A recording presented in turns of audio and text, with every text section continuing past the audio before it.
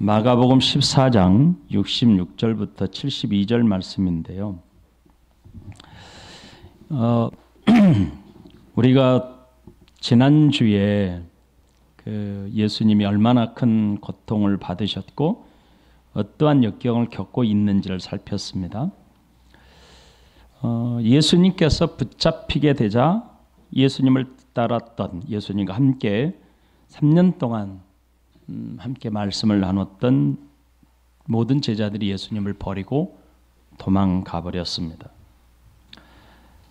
그 도망가는 모습이 얼마나 심하였는지, 끌려가는 예수님의 뒤를 쫓아가던 제자 하나가 군사들에게 붙잡히자 겉옷을 버리고 알몸으로 도망가기까지 했다. 이렇게 성경은 표현해 주고 있습니다. 그리고 베드로는 끌려가는 예수님을 멀찍이 뒤에서 쫓아갔습니다. 예수님께서 끌려가신 이후에 예수님이 어떻게 될 것인지 그 결과를 보고자 했던 것이죠. 54절에 보면 베드로가 예수를 멀찍이 따라 대제사장의 집들 안까지 들어가서 아랫사람들과 함께 앉아 불을 쬐더라. 이 말씀은 오늘 우리가 함께 나누고자 하는 66절 본문으로 이어집니다. 66절에 보면 베드로는 아랫뜰에 있더니 대제사장의 요종 하나가 와서, 지금 예수님은 어떤 상태에 있습니까? 공회에 불려나가 사형에 처해야 하는 죄인으로 확정되었죠. 그리고 사람들에 의해서 온갖 모욕과 수치를 당하고 있습니다. 그 수치를 당하고 있는 그 장면에서 오늘 베드로의 사건을 거론하게 되는 겁니다. 우리가 성경을 기록할 때 베드로가 예수님이 어떠한지를 위해서 따라갔더라, 이렇게 기록하고 바로 오늘 이 말씀과 바로 연결 지을 수 있지만, 베드로의 부인과 예수님의 붙잡힘과 모욕이 그 사이에 놓여 있으므로 베드로와 예수님의 장면을 대비시켜주고 있다. 우리는 그걸 좀 머릿속에 좀 생각하고 말씀을 나눴으면 좋겠습니다. 베드로는 집 바깥들에서 지금 군사들과 성전 수비대들이 모여 불을 쬐고 있는 그 자리에 끼어 있었습니다. 함께 앉아서, 지금 새벽이니까 좀 추웠을 것 같아요. 그래서 불을 쬐고 있었어요. 이때 베드로의 심정은 어떠했을까요? 예수님이 붙들려서 지금 고통 중에 핍박을 받고 있고, 사람들이 몽둥이로 예수님을 때렸다면 얼마나 그 처절한 고통 소리가 뜰 전체에 퍼져 있었겠죠, 그렇죠? 그런데 제자인 것을 숨긴 채 사람들에게 숨어 있단 말이죠. 왜 그렇게 숨어서 있었을까? 그것은 마태복음에서 우리에게 알려주고 있는데, 그것은 재판 결과를 기다렸다는 것입니다.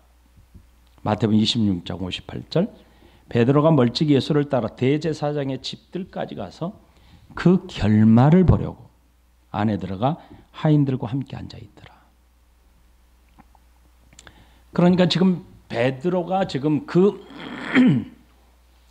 군사들과 성전 수비대들 가운데 앉아 있을 때 마음이 말할 수 없이 아팠을 것 같아요. 그럼에도 불구하고 숨어서 뭘 기다리고 있냐면 결과를 기다리고 있었던 것이죠. 그런데 이 장면은 사형 언도를 받은 거죠. 그리고 이제 예수님을 부인하는 장면으로 이어지는 겁니다. 그렇게 앉아있는 베드로에게 대제사장의 여종들 가운데 한 여종이 다가왔습니다. 오늘 마가복음 66절에서는 대제사장 여종 하나가 왔다고 번역하고 있습니다. 하지만 원문에서는 여종들 가운데 하나가 왔다고 그렇게 기록되어 있습니다. 그러니까 여종들 가운데 하나가 베드로에게 왔다, 이렇게 번역하시는 것이 옳습니다. 이것은 그곳에 여종 하나만 있었던 게 아니고 여종들의 다수가 있었다는 사실을 우리에게 알려주고 있는 겁니다. 베드로에게 첫 번째로 고발한 여종과 두 번째로 고발한 여종이 다른 사람이라는 것을 밝혀주는 겁니다. 이것은 베드로는 어떻든지 자신을 사람들이 알아볼까 몹시 두려워하고 있는 모습입니다. 그는 최대한 자신이 드러날까 염려해서 조심스럽게 자신을 감추면서 군사들 사이에 끼어서 앉아 있었습니다. 요한복음에 의하면 베드로와 함께 한 다른 제자가 있었습니다. 그 제자가 제사장 관절을 지키는 여종에게 허락을 받아서 베드로와 함께 들어왔다, 이렇게 기록하고 있습니다. 요한복음 18장 15절에 등장하는 또 다른 제자는 대제사장과 어느 정도 친밀한 관계를 유지하고 있는 사람이었다, 이렇게 볼 수 있습니다. 그러니까 친족이나 가까운 사람이었다, 이렇게 볼 수 있는데, 어떤 사람들은 이 사람이 바로 요한이다, 이렇게 표현하기도 합니다. 아무튼 그런 이유로 베드로와 함께 관저에 들어갈 수 있었습니다. 관저는 아랫뜰과 안뜰 이렇게 구분이 되어 있는데, 아랫뜰인 바깥뜰에서 베드로가 앉아 있을 때 대제사장의 한 여종이 다가왔습니다. 여러분, 참으로 아이러니하게도 예수님은 지금 안뜰에서 온갖 신문과 모욕, 멸시를 받고 계시지 않습니까? 그런데 바깥뜰에서는 그의 제자 베드로가 하인 한 사람에게 신문을 받고 있는 듯한 모습을 대비시켜 주는 겁니다. 예수님은 종교계의 최고 지도자인, 높은 지도자인 공예회 회장인 가야바에게 지금 신문을 받고 있잖아요. 그런가 반면 예수님의 제자 베드로는 바깥들의 관저 문지기인 하인 중 한 여자로부터 지금 신문을 받고 있는 겁니다. 온갖 멸시와 모욕을 당하시면서 침묵하시고 당당하게 약속하신 구속의 길을 걷고 있는 예수님이 계신다면, 반면에 자신이 드러날까 두려워 숨기고 배반하는 비겁한 길을 걷고 있는 예수님의 제자, 이 둘의 모습을 극단적으로 비교해주고 있습니다. 예수님께서 가신 길과 지금 베드로의 길은 분명 달라 보입니다. 이 말씀을 깊이 묵상해 보면 우리가 믿음으로 사는 것이 무엇이냐고 할 때 그 답을 여러분이 묵상하면서 찾아낼 수 있을 것입니다. 아무튼 한 여종이 베드로에게 다가와서 이렇게 신문합니다. 67절, 68절. 베드로가 불 쬐고 있는 것을 보고 주목하여 이르되 너도 나사렛 예수와 함께 있었도다 하거늘 베드로가 부인하여 이르되 나는 네가 말하는 것이 무엇인지 알지도 못하고 깨닫지도 못하겠노라 하며 앞들로 나갈세. 여종은 다른 군사들 속에서 끼어서 불을 쬐고 있는 제자 한 사람, 바로 베드로를 자세히 쳐다보고 있었습니다. 그러면서 말하기를 너도 나사렛 예수와 함께 있었도다, 이렇게 말을 합니다. 베드로의 몸은 불 근처에서 다른 군사들 사이에서 지금 끼어 자신을 감추고 앉아 있었지만 사실은 그의 마음과 귀는 온통 예수님이 신문받는 소리, 예수님이 사람들에게 조롱받고 멸시받는 소리에 귀를 기울였을 겁니다. 베드로는 불을 쬐면서 최대한 몸을 움츠렸을 거예요. 그래서 사람들이 자신을 알아보지 못하도록 감추고자 했을 것입니다. 그런 상태에서 안뜰에서 지금 예수님의 고통 소리를 들었을 것이고, 지금까지 예수님이 어떤 신문을 받고 있었는지를 들었을 겁니다. 그래서 이후에 어떻게 될 것인가에 대한 결과를 기다리고 했을 겁니다. 그런데 그런 베드로의 긴장을 깨뜨린 사람이 있었습니다. 베드로를 유심히 살펴본 한 사람이 있었어요. 바로 여종의 질문이 그 베드로의 긴장을, 마음을 깨뜨립니다. 모닥불빛에 비추이는 베드로의 얼굴을 확인했어요.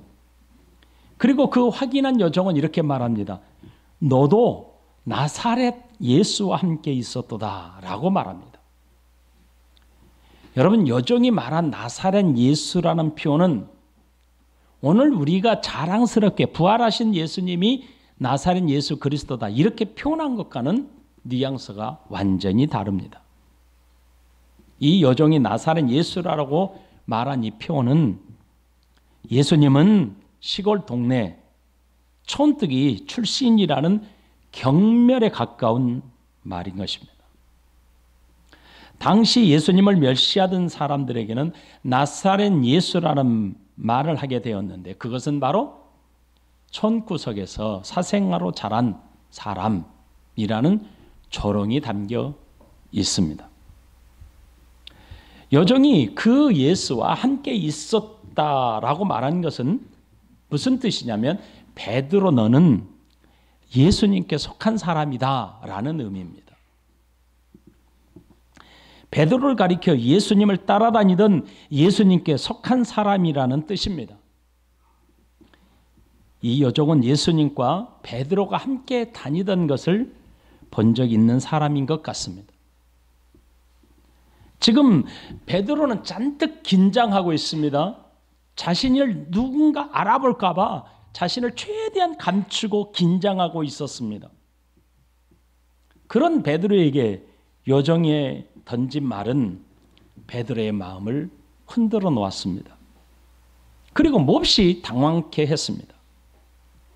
아무도 모를 거라고 생각했던 베드로는 자신의 신변이 드러났다는 생각에 여종의 말에 즉각적으로 부인하고 말았습니다. 베드로가 부인하여 이르되 나는 네가 말하는 것이 무엇인지 알지도 못하고 깨닫지도 못하겠노라 하며 앞들로 나갈세. 68절의 말씀에서 우리 가지고 있는 성경의 본문에는 닭이 울었다는 것이 빠져 있습니다. 그런데 여러분의 성경 중에 각주로 아마 달력이 있는 성경도 있을 겁니다. 원문의 본문을 쉽게 풀어보면 이런 겁니다. 그러나 베드로는 도대체 무슨 소리를 하는지 모르겠소. 당신이 하는 말을 이해하지 못하겠단 말이오 라고 큰 소리를 치면서 말을 했고, 그러면서 현관을 빠져나갔다 이렇게 이해할 수 있고, 그러자 닭이 울었다 여기에 덧붙여 있는 겁니다. 베드로는 여종의 말에 당신의 말을 도대체 나는 무슨 말을 하는지 모르겠습니다. 나는 당신이 말하는 소리가 무슨 소리인지 그리고 이해할 수 없다는 뜻으로 답변했습니다. 여기에서 베드로는 그가 얼마나 긴장하고 자신을 감추고자 했던지를 강하게 표출하고 있는 모습입니다. 그래서 베드로는 적극적이면서도 강하게 부정하기 위해서 이중 부정을 사용했습니다. 여종이 말하는 것은 아주 단순했습니다. 너도 나사렛 예수와 함께 있었다. 이런 단순한 말이었습니다. 그러나 베드로는 적극적이면서도 아주 강력하게 부정해버리고 말았습니다. 여종은 모닥불 곁에 앉아있는 군사들이 다 듣도록 베드로를 지목했습니다. 그러자 베드로는 그곳에 모여있던 모든 사람들이 다 듣도록 분명한 태도로 예수님을 부인했습니다. 마태복음 26장 70절에 베드로가 모든 사람 앞에서 부인하여 이르되 나는 네가 무슨 말을 하는지 알지 못하겠노라 하며, 베드로는 첫 번째로 부인하는 장면에서 그는 아주 적극적으로 강하게 단호하게 부정하는 모습을 보였습니다. 그리고 밖으로 나갔습니다. 밖으로 나가는 베드로의 뒤통수에서 닭이 울었습니다. 베드로가 닭 울음소리를 들었는지는 알 수 없습니다. 하지만 닭이 울었음은 예수님께서 경고한 메시지를 상기시켜 볼 수 있게 하는 장면입니다. 마가복음 14장 31절에 베드로가 힘있게 말하되 내가 주와 함께 죽을지언정 주를 부인하지 않겠나이다 하고 모든 제자들도 이와 같이 말하니라. 만일 닭이 우는 소리를 베드로가 들었다면 예수님께서 자신에게 하신 말씀을 생각나게 했을 것입니다. 하지만 베드로는 자신이 예수님을 부인하지 않겠다고 다짐했던 것과 예수님께서 오늘 밤 닭이 2번 울기 전에 3번 나를 부인하게 될 것이라고 하신 말씀을 지금 닭의 울음소리와 연관시켜서 인지하지 못하고 있다는 것입니다. 마가복음 14장 30절 예수께서 이르시되 내가 진실로 내게 이르노니 오늘 이 밤 닭이 2번 울기 전에 네가 3번 나를 부인하리라. 여러분, 첫 번째 닭이 울었다는 것은 베드로가 앞으로 어떻게 예수님을 부인하게 될지 생각할 수 있게 하는 겁니다. 닭이 다시 한번 울기 전까지 베드로에게 그만한 시간이 주어졌다는 뜻입니다. 하지만 베드로는 자신에게 닥친 위기를 모면하기 위해서 대문 밖으로 즉시 물러났습니다. 두려움이 엄습한 베드로는 부끄러운 모습으로 자리를 피하여 도망하는 베드로에게 닭이 울어 예수님의 말씀이 지금 이루어져 가고 있음을 예견하게 한 것입니다. 베드로가 밖으로 달아나면서 닭이 우는 소리를 들었다면 그는 분명 예수님의 말씀을 떠올렸어야 마땅한 것 아니겠습니까? 그럼에도 불구하고 그는 마음속에서 들려오는 소리를 밀어냈음이 오늘 이후의 말씀을 보면 분명하게 드러납니다. 만일 그가 예수님께서 경고하신 말씀을 인지하고 멈출 수도 있었지만 그렇게 할 수 없었을 겁니다. 왜 그렇습니까? 그의 모습이 그를 보여주는 겁니다.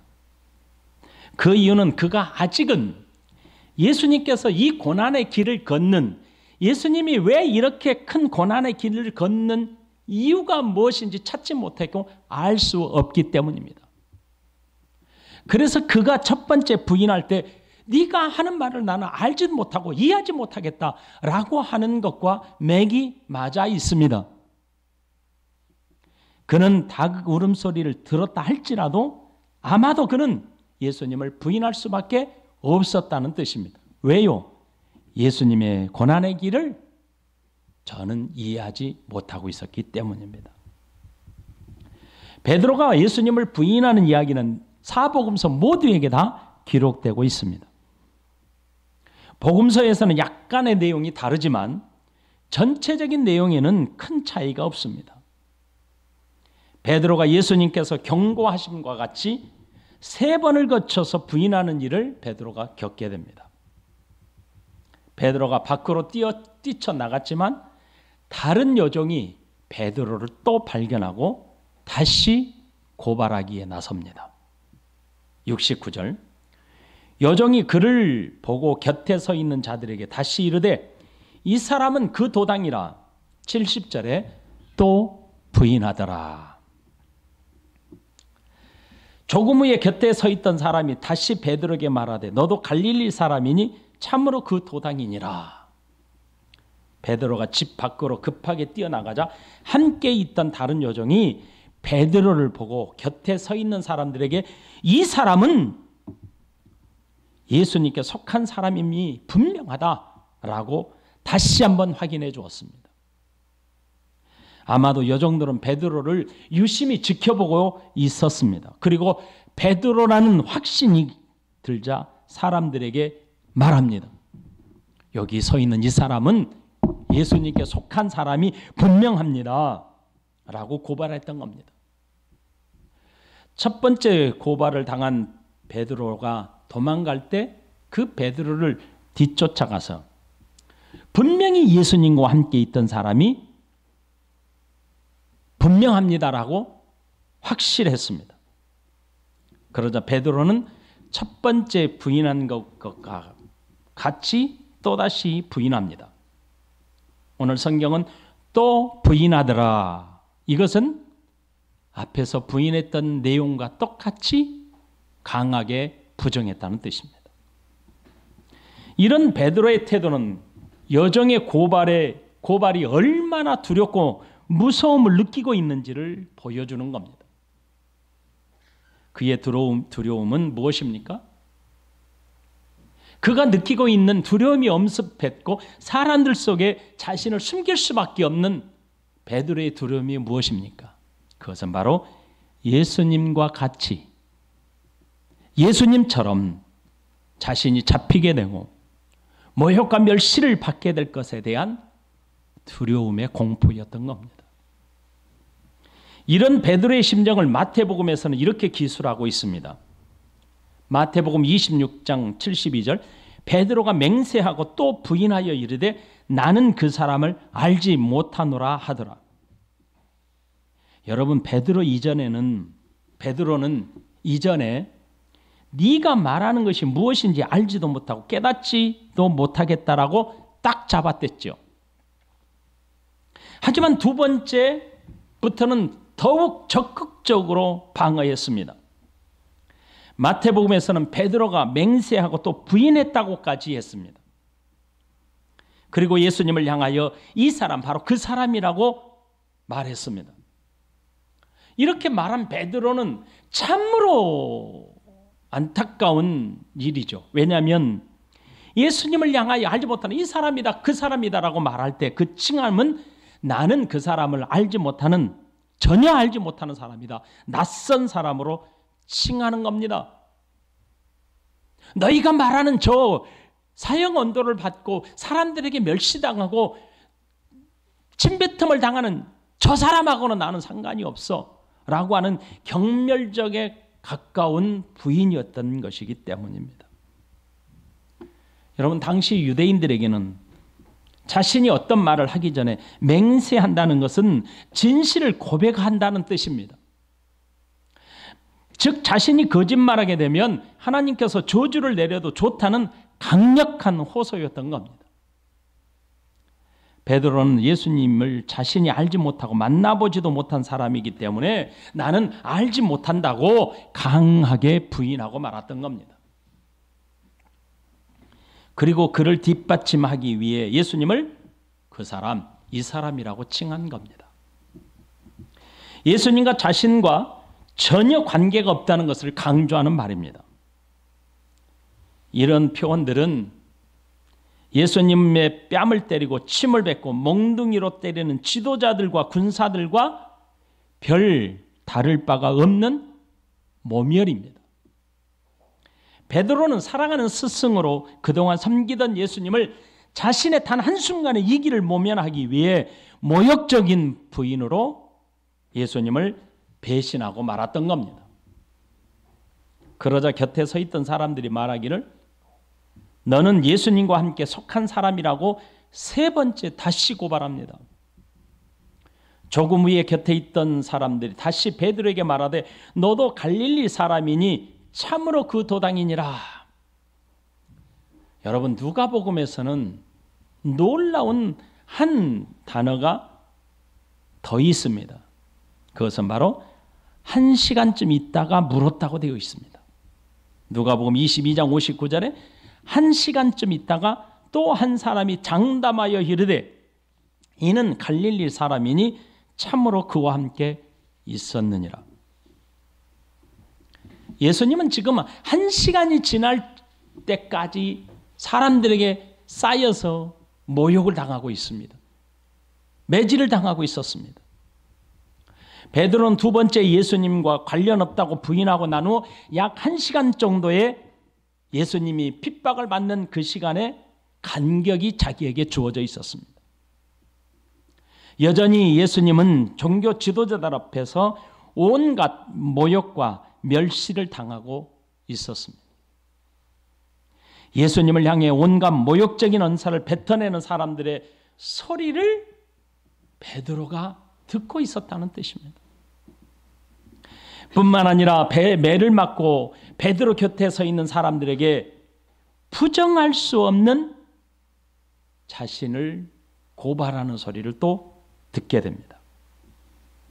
세 번째로 고발하던 사람들은 이전 두 번과는 좀 더 확실하게 이렇게 말합니다. 베드로, 너는 예수님께 속한 사람이 분명해 라고 장담하기까지 합니다. 그 이유를 예수님과 같은 동네 갈릴리 사람에게 속한 사람이기 때문에 너는 틀림없어 라고 말합니다.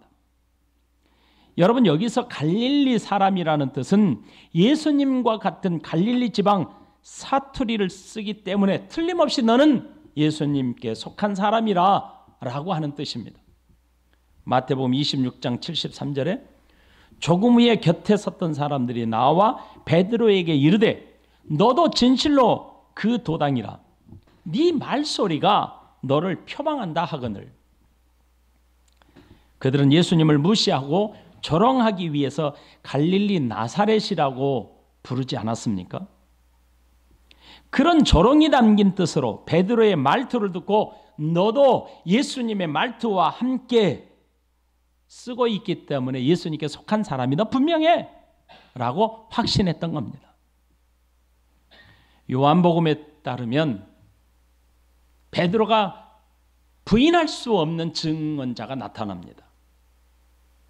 베드로가 말고의 길을 칼로 자를 때 함께 있었던 친척이라는 사람이 증언으로 이어지고 있음을 기록하고 있습니다. 요한복음 18장 26절에 대제사장의 종 하나는 베드로에게 길을 잘린 사람의 친척이라 이르되 네가 그 사람과 함께 동산에 있는 것을 내가 보지 아니하였느냐라고 기록해주고 있습니다. 이 말을 들은 사람들은 추측성에서 이제 확신으로 돌아서게 됩니다.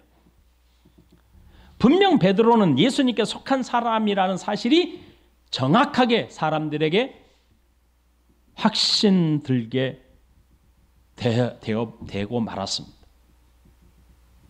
그러자 베드로는 여기서 멈추지 않았습니다. 더 강력한 부인으로 맞섭니다. 이렇게 말합니다. 71절에 그러나 베드로가 저주하며 맹세하되 나는 너희가 말하는 이 사람을 알지 못하노라 하니. 베드로는 저주와 맹세로 자신의 위기를 모면하기 위해서 강력하게 저들에게 호소합니다. 여러분, 여기서 저주와 맹세는 두 가지로 해석이 가능합니다.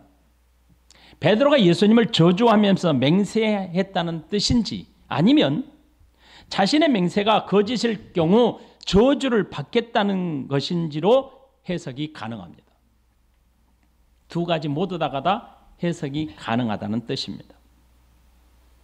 지금까지 베드로의 모습, 베드로의 말을 살펴보면 예수님을 부인하고 있는 베드로의 태도가 어떠한지를 보면 충분히 저는 예수님을 저주할 수 있었겠다.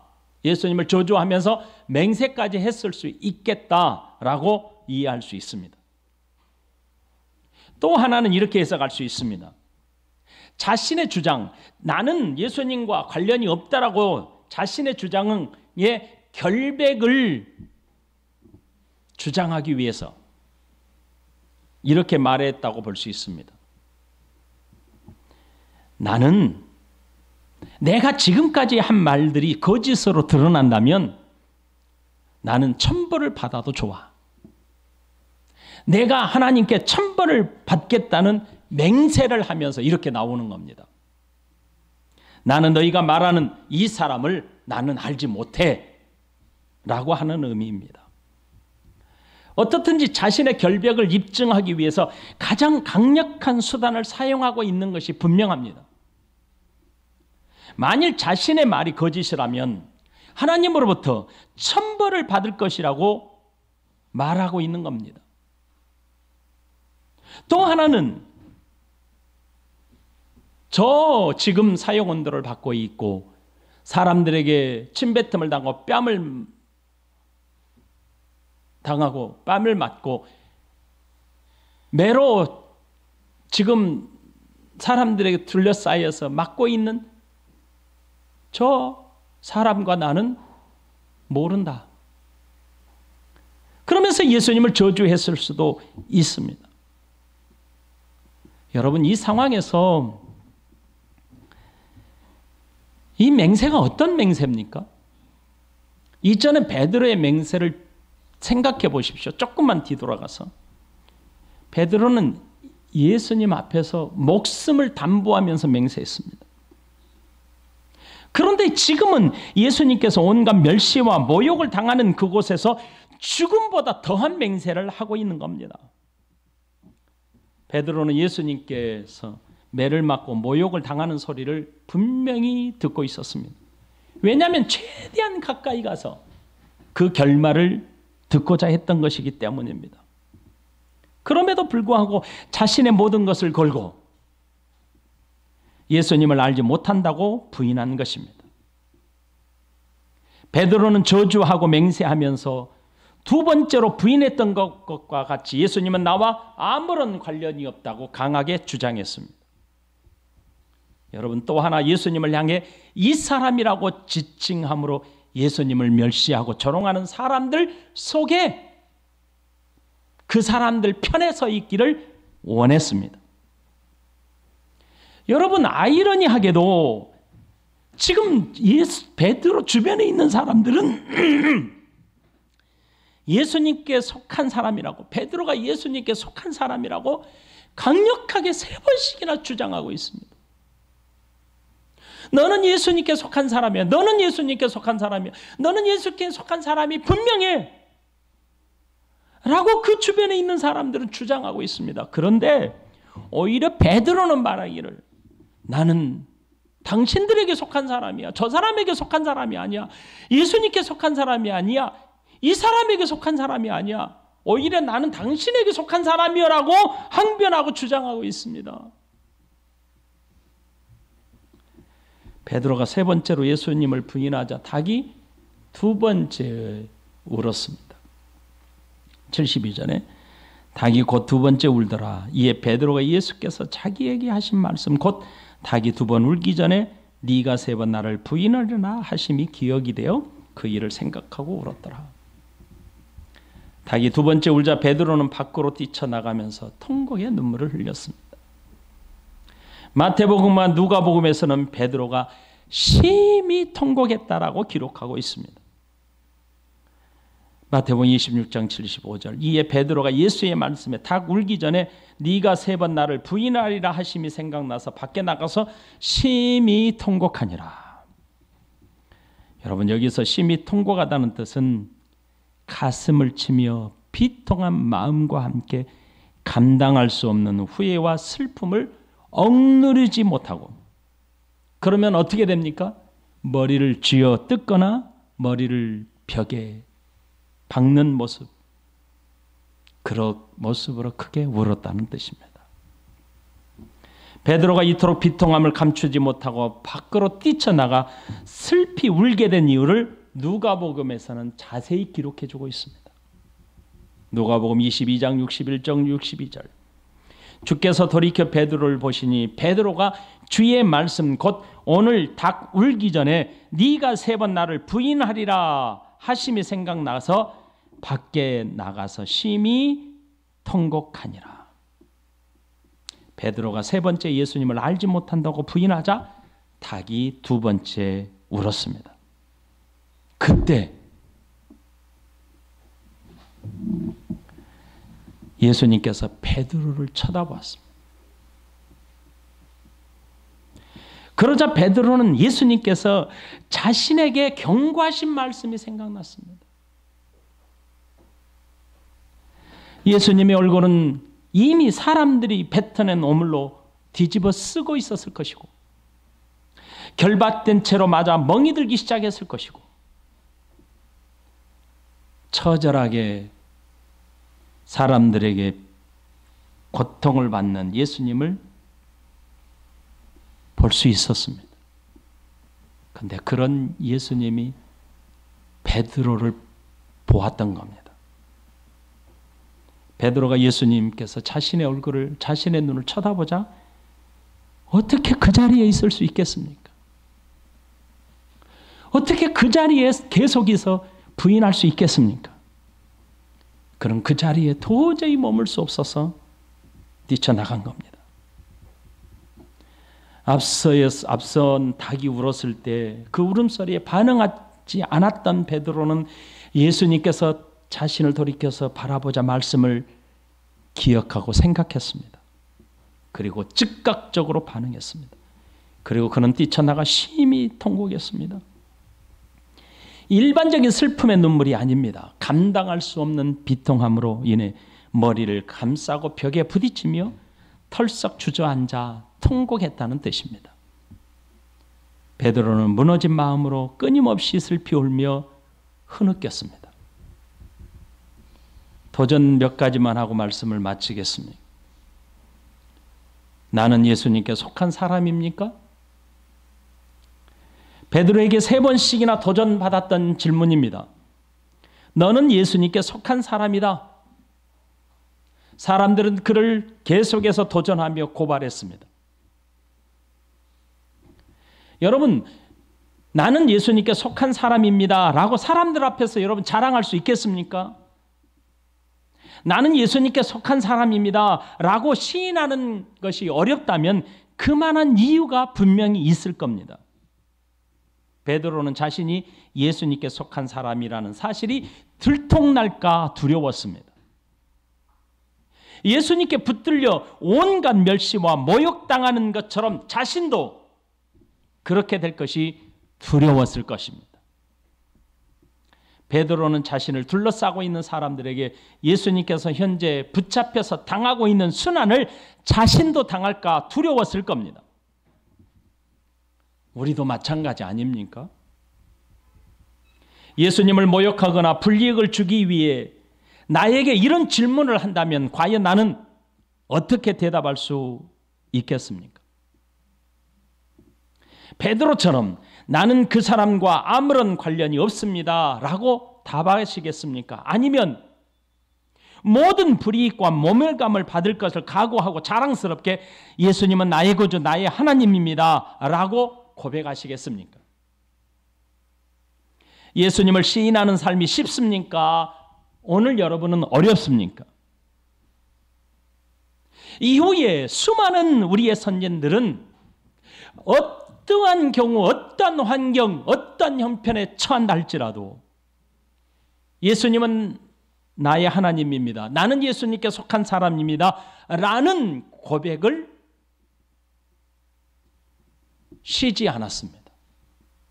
그들은 죽어가면서도 예수님은 나의 하나님입니다라고 고백했습니다.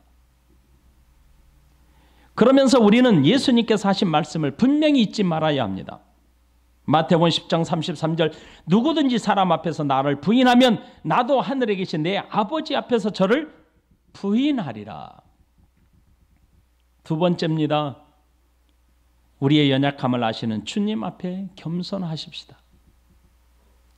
예수님은 도망갈 제자들, 자신을 부인할 제자들 앞에 두고 이렇게 말씀하셨습니다. 마가복음 14장 37절 38절 돌아와서 제자들이 자는 것을 보시고 베드로에게 말씀하시되 시몬아 자느냐? 네가 1시간도 깨어 있을 수 없더냐? 시험에 들지 않게 깨어 있어 기도하라. 마음에는 원이로되 육신이 약하도다 하시고 14장 27절 예수께서 제자들에게 이르시되 너희가 다 나를 버리리라. 이는 기록된 바 내가 목자를 치린 양들이 흩어지리라 하였음이니라. 그러므로 예수님은 우리가 얼마나 부패하고 약한지를 아십니다. 그래서 이토록 경고하고 권면하신 겁니다. 베드로는 예수님께서 경고하실 때 강력하게 자신만큼은 그럴 리가 없다라고 맹세했습니다. 모두가 다 버릴지라도 자신만은 목숨 걸고 지키겠다고 맹세했습니다. 그런 그가 저주하고 맹세하는 것은 이번만은 넘어가겠다는 뜻 아닙니까?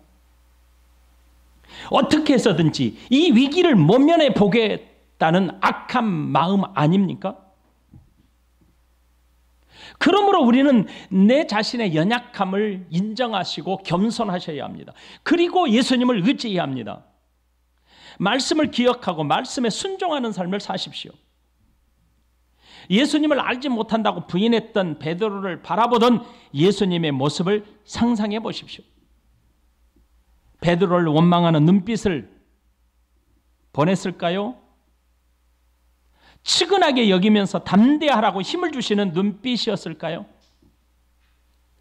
만일 베드로의 자리에 여러분이 서 있다면 예수님은 여러분을 어떤 모습으로 바라보고 계실까요? 기억하십시오. 우리의 작은 신음에도 응답하시는 예수님을 기억하고 사셔야 합니다. 세 번째입니다. 예수님의 고통 소리를 외면하시겠습니까? 베드로는 철저하게 실패했습니다. 하지만 실패한 자리에서 그는 머물러 있지 않았습니다. 그 자리를 박차고 일어나 통곡함으로 회개했습니다. 훗날 베드로가 예수님을 증거하던 사도로서 삶을 살 때 그는 닭의 울음소리가 들려올 때마다 자신의 과거를 뒤돌아보면서 통한의 눈물을 흘렸다고 전해지고 있습니다. 우리의 실패보다 더 중요한 것은 회개하고 돌아서는 겁니다. 예수님은 실패한 베드로에게 다시 찾아와서 3번의 신앙 고백을 하도록 했습니다. 우리 다 같이 요한복음 21장 14절 이후의 말씀을 찾아서 교독하십시다. 17절까지 읽겠습니다. 요한복음 21장 14절부터 17절까지 읽겠습니다.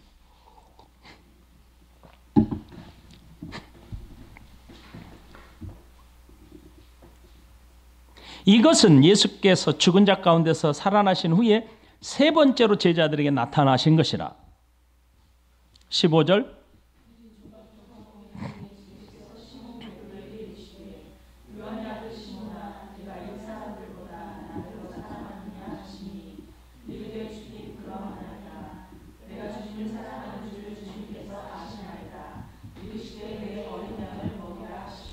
또 2번째 이르시되 요한의 아들 시몬아 네가 나를 사랑하느냐 하시니 이르되 주님 그러하나이다.